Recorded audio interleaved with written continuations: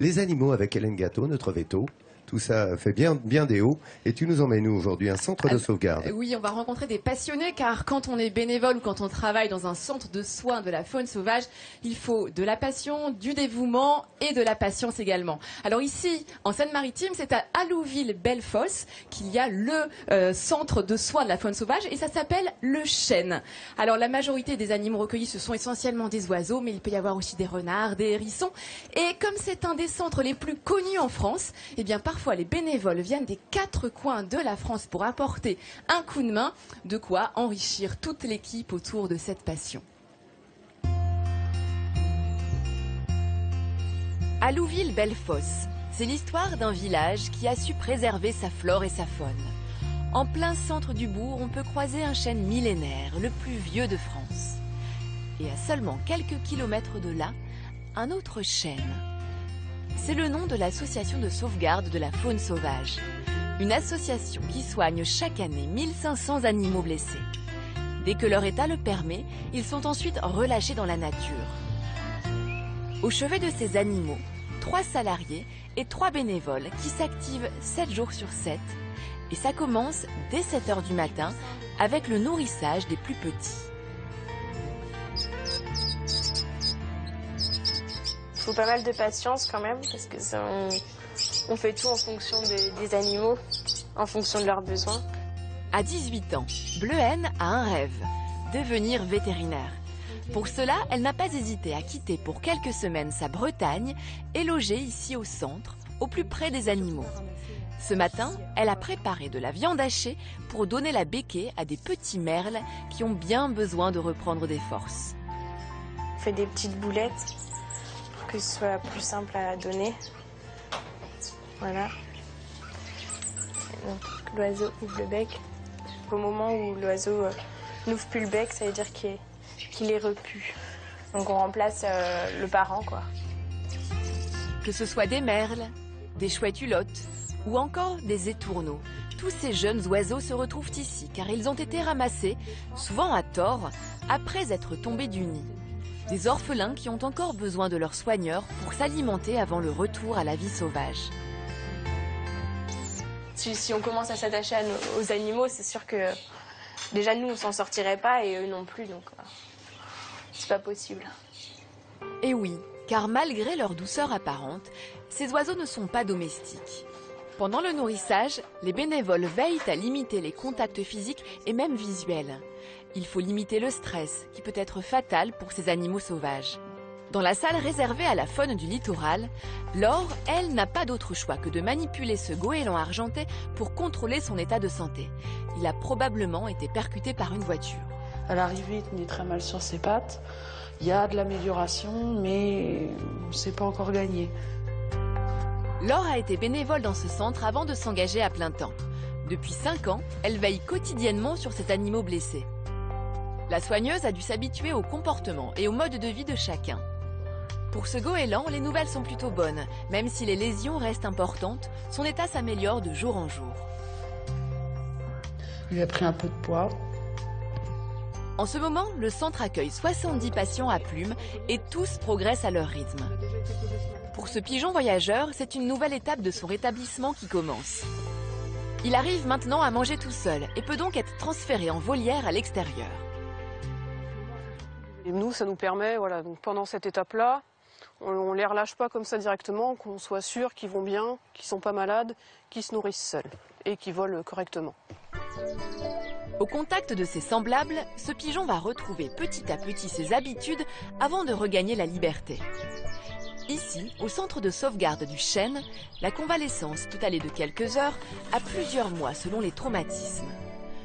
Toujours aux côtés des goélands argentés, on retrouve Laure. Dans cette volière de réadaptation au vol, la jeune femme a sa technique pour stimuler ses patients. On les force à courir et s'envoler pour les forcer à déployer leurs ailes, les forcer à étirer leurs muscles et leurs tendons. Parce que d'eux-mêmes, sinon, ils sont un peu feignants. Pour l'instant, ce goéland boite encore. La captivité va durer un certain temps. En attendant, Laure doit contrôler l'avancement des soins des rapaces.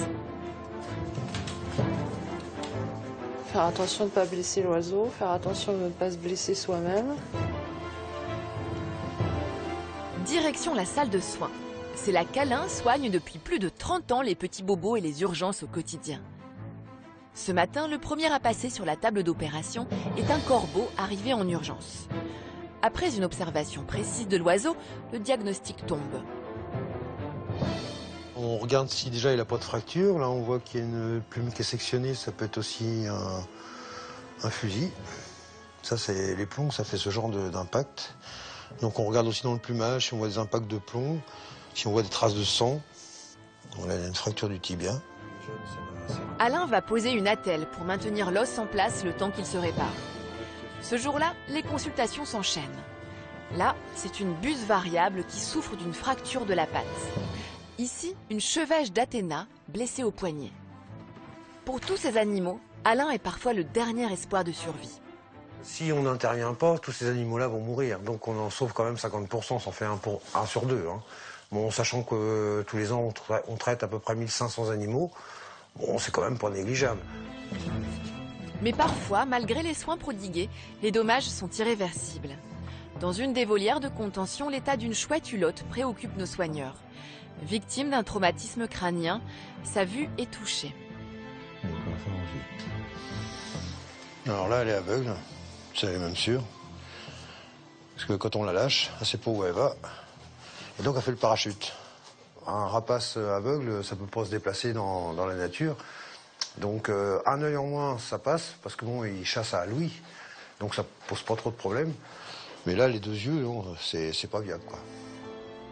Heureusement, comme dans n'importe quel hôpital, une situation difficile est vite chassée par une bonne nouvelle. Aujourd'hui, ce faucon pèlerin va enfin retrouver la liberté. C'est l'aboutissement de tous les efforts de l'équipe du centre.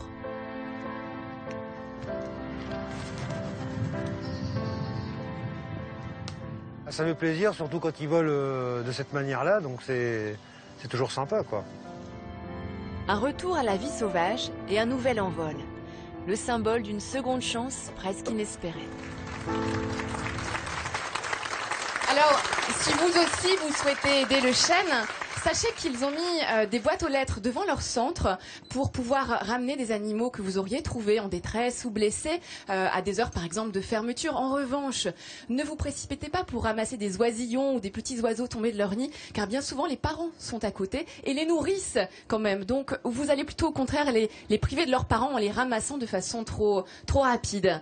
Alors en revanche, je voulais vous proposer d'autres images assez étonnantes, car ce centre de soins de la faune sauvage accueille aussi des phoques. Regardez, car ici sur la côte d'Albâtre, il y a des colonies de phoques, des phoques veaux marins ou des phoques gris qui eh bien parfois sont recueillis. Alors on a des orphelins comme ceux-ci qui ont été séparés de leur maman, soit à cause des intempéries, soit parce que eh bien les passants, les touristes ont approché de trop près les mamans et leurs petits, et donc les mamans dans ces cas-là elles fuient et elles laissent les petits. Après plusieurs mois passés au centre où on les nourrit au départ plusieurs fois par jour avec de la bouillie, le plus beau moment c'est celui-ci, le relâcher de phoques sur la côte. Et là, toujours le public est présent, la presse est également présente et nous avons également récupéré ces images. Ça me fascine toujours de voir le retour à la liberté de ces animaux sauvages après, je vous dis, des mois et des mois de travail des soigneurs. Je pense que c'est une très belle récompense c'est la baie du Mont-Saint-Michel que l'on a. Dans ces cas-là, c'est la baie du Mont Mont-Saint-Michel, Laurent, tout à fait, où l'on relâche ces phoques veaux marins. Et je sais que toi, Sophie, tu as aussi donné beaucoup de ton temps au centre Le Chêne. Oui. Plus d'une quinzaine d'années, peut-être même 18, en tant que bénévole. En fait, France 3, je débutais à France 3 à la télévision et je me disais que le peu de notoriété que j'avais pouvait servir aux autres. Il y a quelques années, le slogan de France 3, c'était « France 3 va jusqu'au bout de la rue ». Ben voilà, service public, si on peut aider. Voilà, il faut y aller, sans hésiter. C'est les vertus du service public. Ouais. France 3, et maintenant c'est au bon endroit. Vous y êtes. Alors, je remets, eh bien, au nom de France 3, au nom de Midi en France, au nom de toute l'équipe, eh bien, je remets un talent Midi en France au chêne pour tout le travail qu'ils font pour les animaux sauvages. Largement mérité, bravo. Bien, super.